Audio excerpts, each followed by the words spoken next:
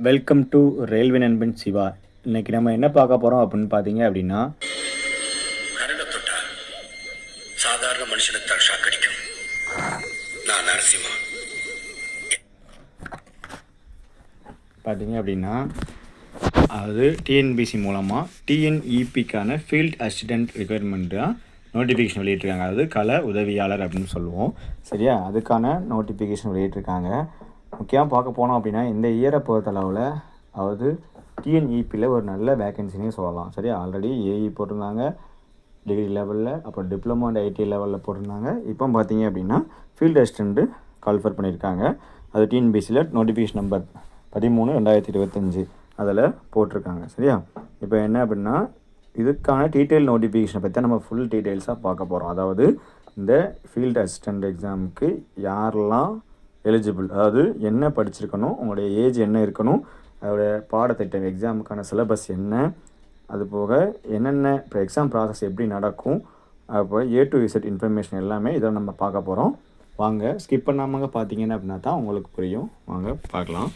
இப்போ பார்த்தீங்க அப்படின்னா இதான் notification, detail notification, Tamil English ரெண்டுலேயுமே நான் காட்டுறேன். சரி, எது உங்களுக்கு ஈஸியாக போய் தான் ரீட் பண்ணுறதுக்கு அதை ரெண்டையும் பார்த்துக்கலாம். இப்போ பாருங்கள், நோட்டிஃபிகேஷன் பார்த்தீங்கன்னா 3/9/2024 நோட்டிஃபிகேஷன் விட்டுருக்காங்க.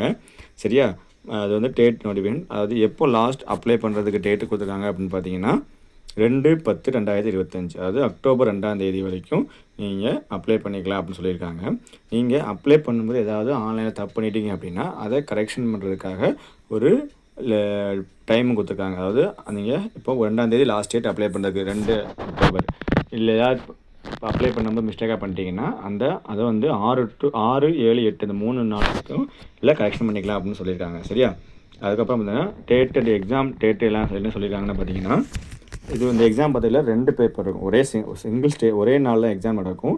2 பேப்பராக இருக்கும். அதாவது ஒரு பேப்பர் பார்த்தீங்கன்னா Tamil eligibility test, central studies, aptitude mental ability, இன்னொன்று ட்ரேடு, அதாவது எலக்ட்ரீஷியன் அண்ட் ஒயர்மேன் ட்ரேடில் தான் இருக்கும். சரி, அந்த அது ரெண்டுமே என்னன்னா நவம்பர் 16ஆம் தேதி டேட் சொல்லியிருக்காங்க. அதாவது பேப்பர் 1 வந்து காலையில் 9:30 to 12:30, இதே பேப்பர் 2 வந்து ஆஃப்டர்நூன் 2:30 to 5:30ன்னு சொல்லிட்டாங்க. சரியா, இப்போ அடுத்து எப்படின்னு பார்த்தீங்கன்னா இதான் தமிழில், நீங்கள் தமிழில் அதே தான் தமிழ்லையும் பார்த்துக்கலாம்.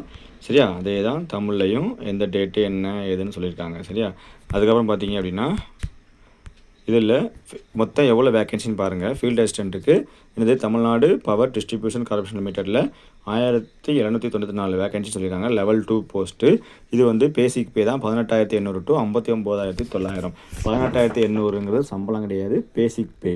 இதில் உங்களுக்கு டிஏ எல்லாம் சேர்த்து பார்த்தீங்கன்னா குறைஞ்சது உங்களுக்கு ஒரு 30,000 to 35,000 வரைக்கும் சம்பளம் வரலாம். சரியா, அப்புறம் ஸ்டார்டிங்கில். அதுக்கப்புறம் பார்த்திங்கன்னா எலிஜிபிலிட்டி ஏஜ் எப்படி இருக்கணும் பார்த்தீங்கன்னா, நீங்கள் வந்து 18 வயசு கண்டிப்பாக உங்களுக்கு ஆகிருக்கணும்.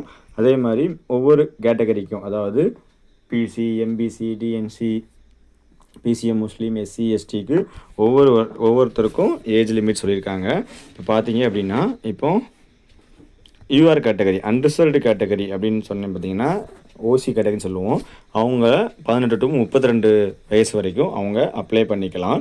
இதில் நீங்கள் அந்த ஓசி கேட்டகரியிலே நீங்கள் வந்து ஊனமுற்றராக இருந்தீங்கன்னா 42 வயசு, எக்ஸர்வீஸ்மேனாக இருந்தீங்கன்னா 50 வயசு, அதாவது விதவைகள் ஆதரவற்ற விதவைகள்லாம் 37 வயசு வரை கிடைக்கலாம். இதே நீங்கள் பிசியாக இருந்தீங்கன்னா, பிசிஎம் முஸ்லீமா, எம்பிசி, டிஎன்சி, எஸ்சி, எஸ்சிஏ, எஸ்டியாக இருந்தீங்கன்னா உங்களுக்கான ஏஜ் பார்த்தீங்க அப்படின்னா மேக்ஸிமம் ஏஜ் பார்த்தீங்கன்னா பிசிக்கும் ஓபிசி, அந்த பிசிஎம் முஸ்லீம், எம்பிசி, டிசிக்கு வந்து நீங்கள் 18 to 34 வயசு வரைக்கும் நீங்கள் எலிஜிபிள். அதே எஸ்சி, எஸ்சிஏ, எஸ்டிஸ் வந்து 37 வயசு வரைக்கும் எலிஜிபிள். அதே ஏஜ் கன்ஜெஷனில் பார்த்தீங்கன்னா நீங்கள் ஊனமுற்றராக இருந்தீங்கன்னா பிசி, பிசிஎம், எம்பிசி, டிஎன்சிக்கு 44 வயசு வரைக்கும் அப்ளை பண்ணிக்கலாம். இதே எஸ்சி, எஸ்டி, எஸ்டி வந்து 47 வயசு வரைக்கும் அப்ளை பண்ணிக்கலாம். இதே எக்ஸர்வீஸ்மேன்னா 55 வயசு, விதவை ஆதரவற்ற விதவை அப்படின்னா 37 வயசு, இதே டைவோர்ஸ் ஆனவங்க அப்படின்னாலும் அந்த இதில் வந்துடுவாங்க. சரியா, அதுக்கப்புறம் பார்த்தீங்க அப்படின்னா இது அதுக்கான தமிழில் ஒன்று இதுதான் எவ்வளோ அது நான் சொல்கிறத அப்படியே தமிழில் அடுத்த பேஜாக அதில் காட்டியிருக்கேன்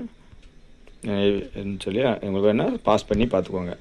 அதுக்கப்புறம் பார்த்தீங்க அப்படின்னா இதுக்கு என்ன குவாலிஃபிகேஷன், சரி ஓகே சார் ஏஜ் இவ்வளோ, அதுக்கு என்ன படிச்சுக்கணும் அப்படின்னு பார்த்தீங்க அப்படின்னா must bosses national trade certificate or national apprenticeship certificate awarded by National Council for Training and Vocational Trade in any one of the following trades: electrician or wireman or electrical trade under Center of Excellence Scheme.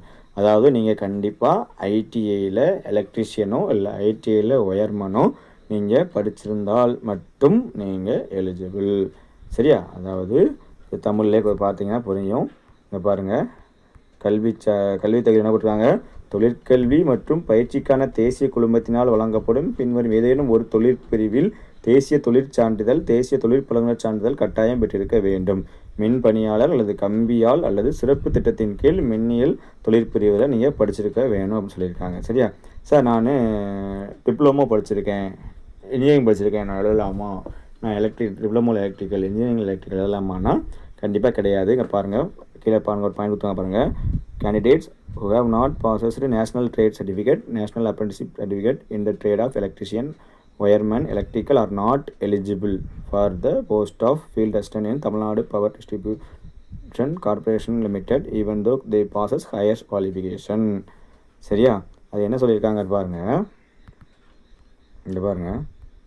தேசிய தொழிற்சான்றிதழ், தேசிய பழகுனர் பயிற்சி சான்றிதழ், பட்டயம், பட்டப்படிப்பு, முதுகலை பட்டப்படிப்பு சான்றிதழ்கள் அறிவிக்கை தேதிக்கு பின்னர் வழங்கப்பட்டிருப்பின் தேர்வர்கள் தங்களது கல்வித் தகுதியை அறிவிக்கை தேதி அன்று அல்லது அதற்கு அறிவிக்கை தேதிக்கு முன்னர் பெற்றதற்கு ஆதாரமாக ஆவணங்களை, அதாவது தற்காலிக பட்டயம், தொழிற்பயிற்சி, பட்டச் சான்றிதழ், ஒருங்கிணைந்த மதிப்பு பட்டியல் இவற்றிற்கான பிரிச்சறிக்கை உள்ள நிறுவனம் பல்கலைக்கழகத்தால் தலைவரிடம் சான்று பெற்றிருக்க வேண்டுமா? பார்த்தீங்களா என்ன போட்டிருக்காங்க? மின்பணியாளர் அல்லது கம்பியால் அல்லது மின்னியலில் தேசிய தொழிற்பயிற்சி சான்றிதழ், தேசிய தொழிற்பழகுனர் சான்றிதழ் பெறாமல் அதே பாடப்பிரிவில் உயர்கல்வி தகுதி பெற்றிருந்தாலும் விண்ணப்பிக்க தகுதியற்றவர்கள். அதாவது நீங்கள் ஐடிஐயில் எலக்ட்ரிஷியன், ஒயர்மன் படிச்சுட்டு நீங்கள் என்ன குவாலிஃபிகேஷன் எக்ஸ்ட்ரா படிச்சிருந்தாலும் நீங்கள் எலிஜிபிள். ஆனால் இந்த எலக்ட்ரிஷியன் ட்ரேடோ இல்லை ஒயர்மன் ட்ரேடோ இல்லாமல் நீங்கள் டிப்ளமோவோ இன்ஜினியரிங்லேயோ எலக்ட்ரிக்கல் ரிலேட்டடாக படித்தா எலிஜிபிள் இல்லை அப்படிங்கிறது தான் சொல்லியிருக்காங்க. இது வந்து என்ன தெரியுதுன்னா, நீங்கள் கண்டிப்பாக ஐடிஐயில் எலக்ட்ரிஷியன் இல்லைன்னா ஒயர்மன் ட்ரேடு படித்தவங்க மட்டும்தான் இதுக்கு எலிஜிபிள். சரியா? அதுக்கப்புறம் பார்த்தீங்க அப்படின்னா இதுதான் எஜுகேஷன் குவாலிஃபிகேஷன். அப்புறம் மெடிக்கல் ஸ்டாண்டர்ட் ஒன்று இருக்குது. சரியா? இது வந்து உங்களுக்கு ஸ்டாண்டர்ட் 3 படி இருக்கணும். பட் அது வந்து நார்மல் எல்லா மனிதர்களுக்கும் இருக்க வேண்டியதான். சரியா? அதுக்கப்புறம் பார்த்தீங்க அப்படின்னா எக்ஸாம் பிளான் ஆஃப் எக்ஸாம் நடக்கும். பார்த்தீங்கன்னா இந்த combine technical service exam level 2 வந்து will conducted single stage exam. சரியா? அதே ஒரே ஒரு ஆன்லைன் எக்ஸாம் மட்டும், சிங்கிள் ஸ்டேஜ் ஆன்லைனில் இருக்கும். சரியா? ஒரே ஒரு எக்ஸாம் மட்டும் தான், அதில் பாஸ் பண்ணால் எங்களுக்கு. சரியா? அதில் பேப்பர் 1 பேப்பர் 2 அப்படின்னு 2 பேப்பர் இருக்கும், சேம் டேல நடக்கும்னு சொல்லிட்டாங்க. சரியா? இதில் வந்து மெரிட் லிஸ்ட் ரேங்க் லிஸ்ட் வேணும்னா பேப்பர் 1 தமிழ் எலிஜிபிலிட்டி டெஸ்ட்டில் உங்களுக்கு மார்க் சேர்க்க மாட்டாங்க. அதில் இருக்க ஜிஎஸ்ஸு ப்ளஸ் மென்டல் எபிலிட்டி அது 2 சேர்ந்து 100 மார்க்கையும், அப்புறம் டெக்னிக்கலில் 200 கொஸ்டின் அது 2 சேர்ந்து தான் உங்களுக்கு கட் ஆஃப் எழுதிருப்பாங்க. சரியா? அதுக்கப்புறம் பார்த்தீங்க அப்படின்னா பாருங்கள், இதே உங்களுக்கு தமிழ்லையும் கொடுத்துருக்காங்க, எந்த மாதிரி நாங்கள் இது பண்ணுவோம் அப்படிங்கிறதையும் கொடுத்துருக்காங்க. அதே மாதிரி பார்த்தீங்கன்னா எக்ஸாம் பாஸ் பண்ணிட்டீங்க அப்படின்னா உங்களுக்கு ஃபிசிக்கல் இருக்கும். ஃபிசிக்கல் என்னெல்லாம் இருக்கும் பார்த்தீங்கன்னா, செயல்முறையில் கம்பம் ஏறுதல் மற்றும் குறுக்கு கை பொருத்துதல் அதெல்லாம் இருக்கும். அதாவது நீங்கள் இப்போது எலக்ட்ரிக் போஸ்ட்டில் ஏறி காட்டணும், அதில் அந்த கட்டை மாதிரி கட்டுவாங்க, அதெல்லாம் பண்ணணும். என்னெல்லாம் பண்ணணும் அப்படிங்கிறதையும் இதில் டீட்டெயிலாக செயல்முறை 1, செயல்முறை 2, செயல்முறை 3 அப்படிங்கிறத கொடுத்துருக்காங்க. இதெல்லாம் நீங்கள் பார்த்துக்கலாம். சரி? அப்புறம் பார்த்தீங்கன்னா சிலபஸ் எப்படி சார் கொஸ்டின் பேப்பர் இருக்கும் அப்படின்னா, ஆல்ரெடி சொன்ன மாதிரி பேப்பர் 1 பேப்பர் 2 இருக்கும். பேப்பர் 1ல் part A, part B, part C 3 part இருக்கும். சரியா? பார்ட் ஏல தமிழ் எலிஜிபிலிட்டி டெஸ்ட்டு, அது 100 கொஸ்டின். சரியா? 150 மார்க், 1.56. அப்புறம் பார்த்தீங்கன்னா பார்ட் பியில் வந்து ஜென்ரல் ஸ்டடீஸு, அதில் 75 கொஸ்டின். இதே பார்ட் சியில் aptitude and mental ability 25 question. மொத்தம் எத்தனை கொஸ்டின்? 100. இங்கே ஒரு 200 கொஸ்டின் அது பேப்பர் 1ல். சரியா? அதுக்கப்புறம் பார்த்தீங்க அப்படின்னா பேப்பர் 2ல் உங்களுடைய அந்த எலக்ட்ரிஷியன் ஒயர்மன் ட்ரேட் உள்ள கொஸ்டின்ஸ் இருக்கும். அதில் 200 கொஸ்டின் 3 மார்க், 300 கொஸ்டின். ஸோ உங்களுக்கு கட் ஆஃப் எடுத்துக்கிடுவாங்கன்னா பார்ட் ஏல பேப்பர் 1ல் பார்ட் பியும் பார்ட் சியும், அதே பேப்பர் 2 மொத்தம் 450 கொஸ்டினுக்கு நீங்கள் எவ்வளோ போடுறீங்க அப்படிங்கிறது தான் உங்களுக்கு சிலபஸ். சரியா? அந்த மொத்தம் எவ்வளோ டைம் கொடுத்துருக்காங்க? பேப்பர் 1க்கு 3 ஹவர்ஸ், பேப்பர் 2க்கு 3 ஹவர்ஸ் மொத்தம். சரியா? அதுக்கப்புறம் பார்த்தீங்கன்னா கொஷின் எப்படி இருக்கும், சப்ஜெக்ட் பேப்பர் எப்படி இருக்குன்னா ஐடிஐ லெவலாக இருக்குன்னு சொல்லிட்டாங்க. கொஷின் வந்து இங்கிலீஷ்லேயும் தமிழ்லையும் இருக்கும் அப்படின்ட்டாங்க. கொஸ்டின் பேப்பர் வந்து ஐடிஐ லெவலில் உள்ள கொஸ்டின் பேப்பர் தான் ட்ரேடு பேப்பர் இருக்கும். இங்கிலீஷ் அண்ட் தமிழ் ரெண்டுலேயுமே நீங்கள் எக்ஸாம் எழுதிக்கலாம். இப்போ கொஸ்டின் பேப்பர் ரெண்டுலேயுமே இருக்கும் ஆன்லைன் எக்ஸாம் அப்படிங்கிறத சொல்லியிருக்காங்க. சரியா? அதில் பாருங்கள், அதில் எல்லாமே டீட்டெயிலாக ஃபுல்லாக கொடுத்துருக்காங்க. சரியா? அதுக்கப்புறம் பார்த்தீங்கன்னா உங்களுடைய சிலபஸ், எக்ஸாமுக்கு என்ன சிலபஸ்ன்னு பார்த்தீங்கன்னா, தமிழ் எலிஜிபிலிட்டியில் என்ன இருக்குன்னா, தமிழ் எலிஜிபிலிட்டி 100 கொஸ்டினில் பார்த்தீங்கன்னா இதுதான் மொத்தம் ஒரு 7 யூனிட் இருக்கும். அது இலக்கணம், சொல்லகராதி, எழுதுதல் திறன், கலைச்சொற்கள், வாசித்தல் புரிந்து கொள்ளுதல் திறன், எளிய மொழிபெயர்ப்பு, இலக்கியம், தமிழ் அறிஞர்களும் தமிழ் தொண்டும், இந்த மாதிரி மொத்தம் 7 சப் டாபிக்ஸ் இருக்குது. 7 டாபிக்ஸும் படித்தாலே இதை நீங்கள் ஹை ஸ்கோர் வாங்கணும் அப்படிங்கிறது முக்கியம் கிடையாது. ரொம்ப கான்சன்ட்ரேட் பண்ணி 100க்கு 70 80 வாங்கணும் கிடையாது. நீங்கள் இதை தமிழ் எலிஜிபிலிட்டி 100க்கு 40 கொஸ்டின் போட்டாலே போதுமானது. இதை கட் ஆஃப் எடுத்துக்க மாட்டாங்க. சரியா? அதே மாதிரி இது பாருங்கள், இதுதான் அந்த part B, general studies 70 question இருக்குல்ல, அதில் பார்த்தீங்கன்னா ஜென்ரல் சயின்ஸ் ஒரு 5 கொஸ்டின் இந்த டாபிக்ஸ் படிங்கன்னு சொல்லியிருக்காங்க. ஜியாகிரஃபி ஒரு 5 கொஸ்டின் அதையும் கொடுத்துட்டாங்க. அப்புறம் ஹிஸ்ட்ரி, கல்ச்சர் ஆஃப் இந்தியா, இதில் ஒரு 10 கொஸ்டின். அடுத்து பார்த்தீங்கன்னா இந்தியன் பாலிட்டியில் ஒரு 15 question, Indian economy and development administrative in Tamil Nadu 20 question, அடுத்து history, culture, heritage and social political movement of Tamil Nadu அதில் 20 கொஸ்டின். இந்த மாதிரி 6 டாபிக்ஸில் 25 கொஸ்டின். அதுக்கப்புறம் பார்த்தீங்கன்னா பார்ட்டி சியில் ஆப்டிடியூட் மென்டல் எபிலிட்டியில் ஒரு 25 கொஸ்டின். இது 10th லெவல் தான். அதுலேயுமே என்ன டாபிக்ஸ் படிக்கணும் அப்படிங்கிறத கொடுத்துருக்காங்க. சரியா? இதே சிலபஸ் தமிழில் அப்படியே தமிழ் நோட்டிஃபிகேஷன் இது. சரியா? அதுக்கப்புறம் பார்த்தீங்க அப்படின்னா இதுதான் உங்களுக்கான ட்ரேடு பேப்பர். அதாவது 200 கொஸ்டின் கேட்காங்களா டெக்னிக்கல், அது இதில் தான் கேட்பாங்க.